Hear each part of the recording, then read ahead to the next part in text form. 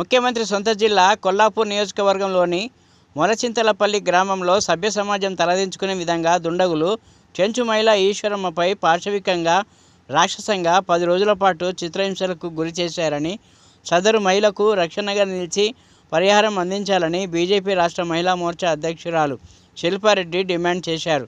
స్థానిక మహిళా మోర్చా నాయకులతో కలిసి జిల్లా కేంద్రంలోని ప్రభుత్వ ఆసుపత్రిలో ఆమెను పరామర్శించిన అనంతరం మీడియాతో మాట్లాడుతూ ఆమె మానసికంగా ఎంతో ఆవేదనతో ఉందని, భరించలేని బాధతో మాట్లాడేందుకు కూడా మాటలు రావడం లేదని వివరించారు.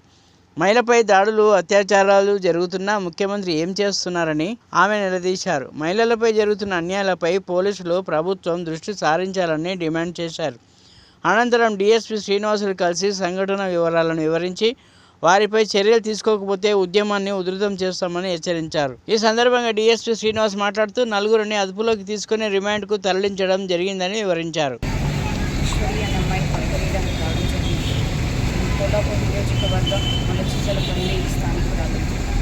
ఏదైతే మీరు నిన్నటి నుంచి చూస్తున్నారో న్యూస్, ఒక చెంచు మహిళ ఆవిడపై చేసిన అగాధ్యానికి ఇప్పుడు తన నోటి ద్వారా వెళ్తుంటైతే నాకు అసలు ఏ సమాజంలో బతుకుతున్నాం మనం అనే క్వశ్చన్ రైజ్ అవుతుంది.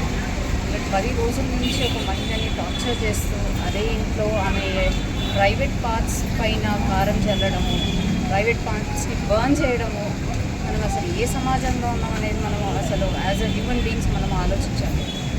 అంటే అట్లా చేయడానికైనా వాళ్ళకి మనుషుల రాక్షసులా అనేది కూడా అర్థమవుతలేదు. అంటే ఎట్లా చేయగలిగిండ్రు అనేది కూడా విచిత్రంగా ఉన్న క్వశ్చన్ ఇది. అమ్మాయి చెప్తుంటే, తన బాధ చెప్తుంటే అసలు ఎంత నాకే పల్లగా నీళ్ళు తిరిగినాయి. సేమ్ టైం డాక్టర్గా ఎగ్జామిన్ చేసినప్పుడు ఎట్లా పెయిన్ భరించింది అనేది కూడా అర్థం కావట్లేదు. అంటే ఆనెస్ట్లీ స్పీకింగ్ ఆ ట్రామా ఏదైతుందో ఆ అమ్మాయి చెప్పలేకపోతుంది. అంత బాధ పెట్టారు అమ్మాయిని. 10 days నుంచి ఆ అమ్మాయిని తీసుకెళ్ళి అమ్మాయిని చిత్రవద చేసి వాళ్ళ ఫ్యామిలీ మెంబర్స్ని కూడా బెదిరించి, భయపడించి, బయటకు చెప్తే ఇంకా మీ వాళ్ళ పరిస్థితి కూడా మీలాగానే అవుతుందని బెదిరించిందంటే వాళ్ళు అసలు మనుషుల రాక్షసులు.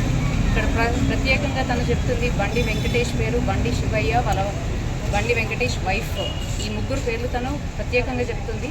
అట్ ద సేమ్ టైం తను చెప్పేది ఏంటంటే వాళ్ళ అక్క బావని కూడా భయపడిచ్చి అక్కడే ఉంచేలాగా చేసిరుగా. వాళ్ళ అక్క బావ వద్దంటున్నా కానీ వాళ్ళు భయపడిచ్చి మరీ వాళ్ళ ముందే చేసిందని అమ్మాయి చెప్తుంది.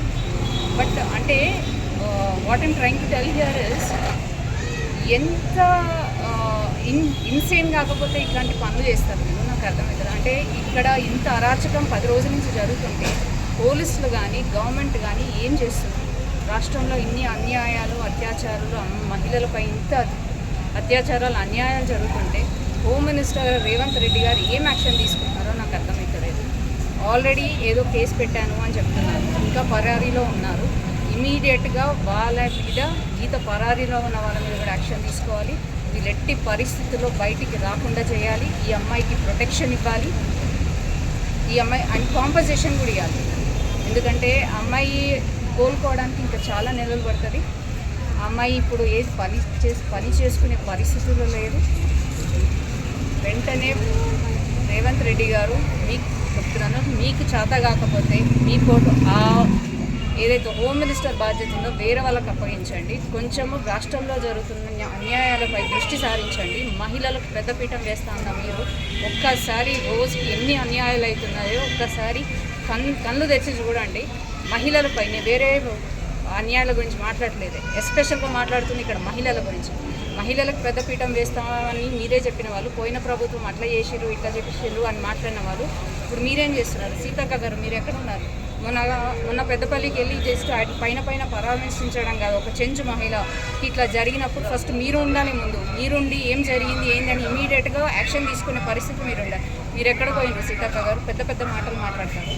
వెంటనే ఈ అమ్మాయికి న్యాయం జరగాలి, ఈ అమ్మాయికి ప్రొటెక్షన్ కూడా ఇవ్వాలి. ఎందుకంటే ఈ అమ్మాయి ఎట్లయితే జరిగిందో కొన్ని రోజులుగా, కొన్ని నెలలుగా జరుగుతుంది అంటే ఇక మీద కూడా జరుగుతుంది. వెంటనే కఠినంగా వీళ్ళందరినీ శిక్షించాలి, ఈ అమ్మాయికి కూడా ప్రొటెక్షన్ కలిగించాలి. అట్ ద సేమ్ టైం తన శరీరాన్ని, ఆత్మని కోల్పోయిన ఆ మనిషికి కాంపెన్సేషన్ కూడా ఇవ్వాలని భారతీయ జనతా పార్టీ మహిళా మోర్చా నుంచి నేను డిమాండ్ చేస్తాను.